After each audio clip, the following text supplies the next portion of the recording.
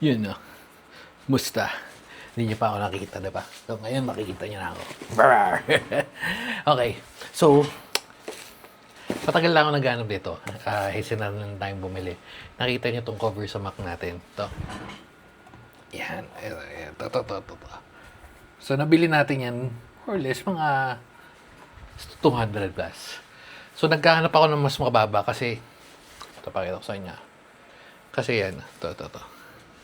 Kita niyan. Medyo mataas, di ba? So, sabi ko, ayun o. Although okay naman siya. Pero yun yung itsura niya. Ayun o, yung itsura niya. Sa Zeus natin nabili yan. So, yun na nga. So, sabi ko nga, okay naman siya. Pero,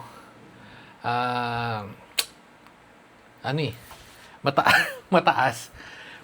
Saktong-sakto. Pagka-check natin ng Siapi, may nakita tayo. Zeus din. Nasa 200. Baka ito na yung papalit natin doon para tingnan natin. Sana. 200 kasi ibang mamahal parang sa dapat lilipat ako ng pwesto doon para unboxing pero rekta ko. Hindi dito. Magalilit. Alam niyo ba itong ng Dong Digi? Ay, dong digi, digi dong digi, digi dong digi, dong. Mali steps natin. Mali steps natin. Mamaya na. So, punta tayo ulit dito. Maganda to kasi parang umiikot-ikot siya. Ito yun. Siyempre, gagawin mo yan, no?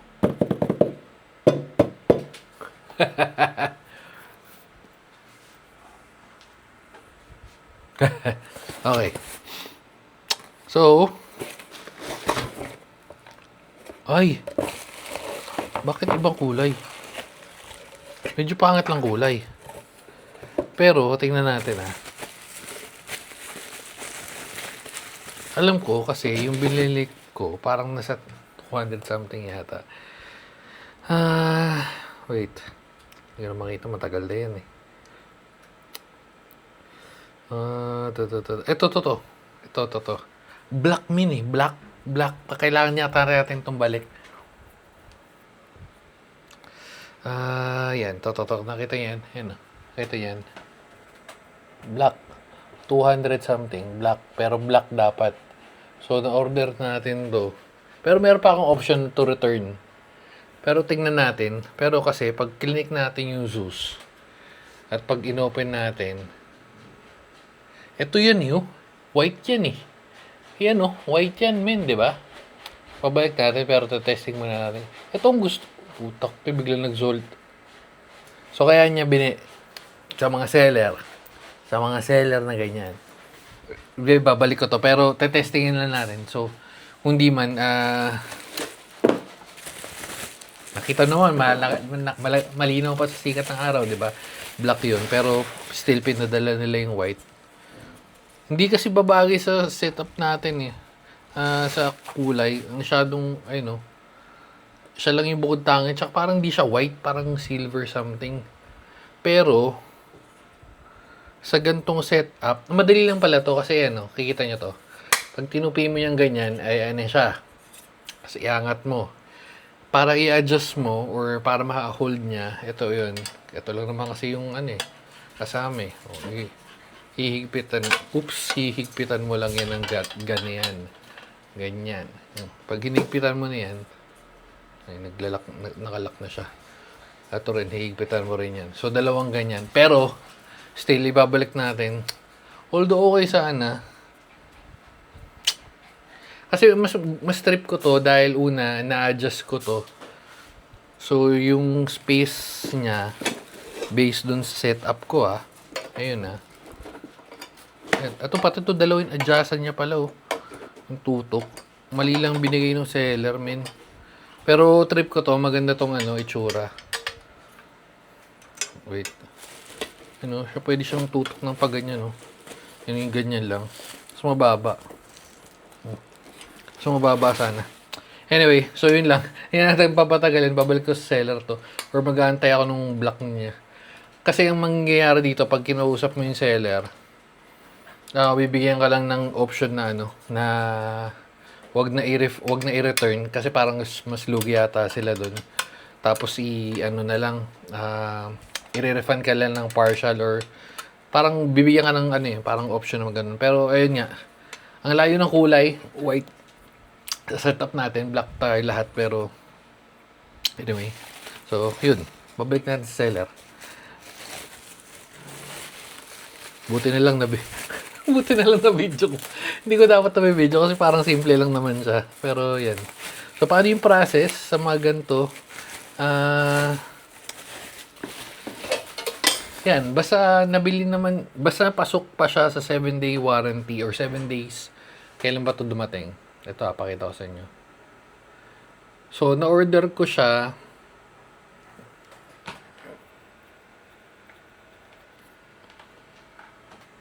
Na-order ko siya June 29.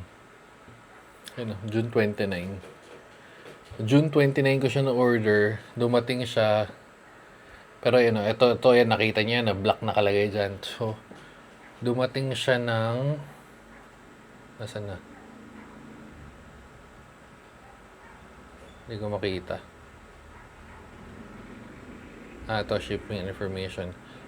Dumating siya kinabukasan. June 30. So, halos 1 day lang. Okay sana, pero it is what it is. So, on the way sa seller. Sa may mga tanong kayo, paano yung return ang ginagawa ko lang dyan pag yan. Katulad ng ganyan. Teka lang, baka may alam ko may details dito eh. O, yan. So, damay ko na kayo kasama sa return. So, pagka-click nyo yan, yung option na ganito, usually pag sa credit card, babalik sa credit card. Pag COD, yun sa bibigyan ka ng option na Shopee Pay. Depende kung paano mo yan. Pero may option ka makita dyan, yung receive item, receive incorrect item. So dito tayo sa incorrect. Ayan, seller sent the wrong item. Click natin. Ayan, so picture lang natin. Sakto, damay na natin sa video. Photo. Take photo. White. Ayan, kita naman white eh. Napakalayo naman maging black yan. Pinicture natin. No? Damay na kayo. White instead of black. Hanap na lang ako ng ibang black na ganda. Pero trip ko yun, maganda pala yung ganyan. Sakto pala. Okay. Ayun lang naman. So, refund tayo 219. Hindi rin naman nag-message yung seller kasi yung iba pag ganun, minsan, hindi lahat. Wait lang, free pickup, July 6, yes, pickup. Preferred, wala naman preferred.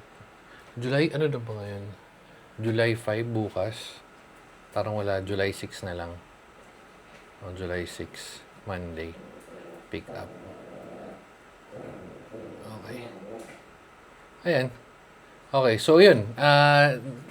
Sinet ko lang for pickup sa Monday, July 6. After that, mangyayari, manonotify yung seller na napadala na natin pabalik sa kanila and then pag na-check na nila yung item, re-refund ka ng Shopee. Tapos, kung gaano katagal, again, depende yun kung anong ginamit mong payment option, kung card, kung ano. Yung card, alam ko, usually umabot ng 45 days, up to 45 days. May mabilis pag yung COD, automatic Shopee Pay eh, pero ganun. Anyway, so yun lang, sayang. Okay pa naman sana yung item, pero okay, so bye-bye na guys. Thumbnail lang natin to. Babu.